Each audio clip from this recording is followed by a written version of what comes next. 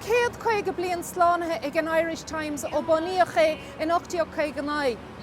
Bhí buinte ag mochlán leis an nuachtáin os na chuige díraig, mar bhí mancail Donal Foley gobarán ón uair sin. Bhí sé imeall lína fíringe nuair a thosaigh mise gobarán in sna nóchadaí, ach bhí a bharch agus a sprid le mothú in ngacháid. Bhí a farsa agus charactéir an nuachtáin fitte fúte le chéile i gcónaí domsa stigán.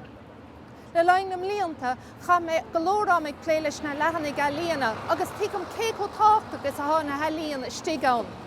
Cé go rág mé an Irish Times an noraí conséil na crothíochta leanúint, smuoiníam go minic dáríireacht, macántacht agus onrachas an fápéir I déobh na helíana.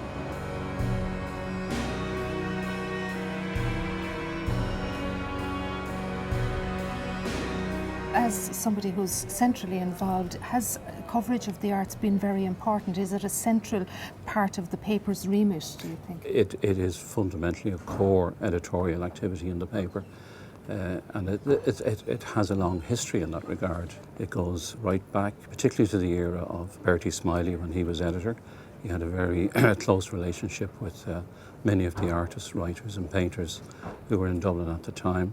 What he particularly liked to do was to bring writers in to contribute to the pages of the paper. People like Patrick Kavanagh, I think, was actually an art critic for possibly a very brief spell, but he certainly, there are in the archive, there are reviews that Patrick Kavanagh did of art events in Dublin. And then going into the Douglas Gagemas period, when that arts page, that daily arts page was developed, saw a significant expansion. And that's continued under every editor right up to the present time.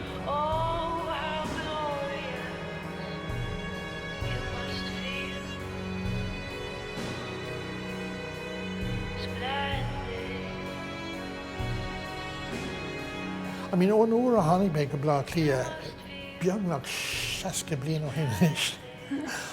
I mean, de bhíos a léamh Seamus Kelly and sin David Nolan agus Fintan O'Toole agus Helen Meany. Ach I gcónaí is tócha gach aine go bhfuil buinte go le cuasaí alína oslíonn siad an Irish Times a fécinn ar an arts page, you know, gach lá, tá sé fíorthachta. An léirú is fearr de bheas mise a bhí agam sa bhéile leis an déimlína sin ná The Street of Crocodiles le Theatre de Complicité ach an fuair sé léir bheas uás agus an Irish Times. Tá an Irish Times riachtanach don na helína in éireann. Níos mó ná aon nuachtán náisiúnta eile tá sé anna chábhacht tugann sé tacaíocht agus ara do cuasaí alína agus cultúrtha. Tá rud á léimhigh duine beagán in gach lá tá sé fuilsethe I rith na bliana. I mo héal féin fuair mé mo chéad léirmhas ón Irish Times nuair bhí mé ag freastal ar ollscoil bailíocht lia bhí mé ag ghlacha páirt dramsach about é agus cé gur droch léirmhas about é bhí mé ag stiúra píos Nav Abbey bunathe dáanta Sylvia Plath. Fuair mé anna bhisne ón aitheantas a fuair mé an léirmhas sin. Agus inis I mo héal garmúil tá éirí seoirta anna hábhachtach go háirithe an Irish Times.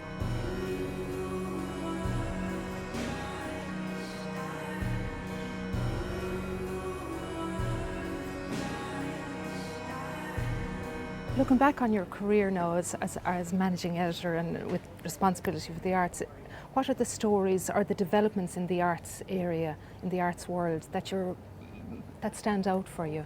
When the Abbey had to reform and change, and there was what you might call a change of regime there, it was a story that we followed closely. We followed it in the news pages and in the arts pages.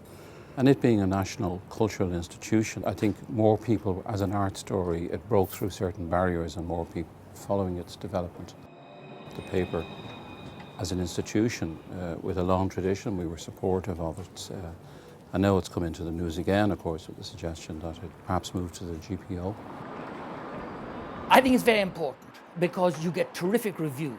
Don't always agree with them, but you're alerted to new books that are coming out, films, plays, and you can launch ideas. I was able to launch in the Irish Times the idea of moving the Abbey Theatre into the GPO.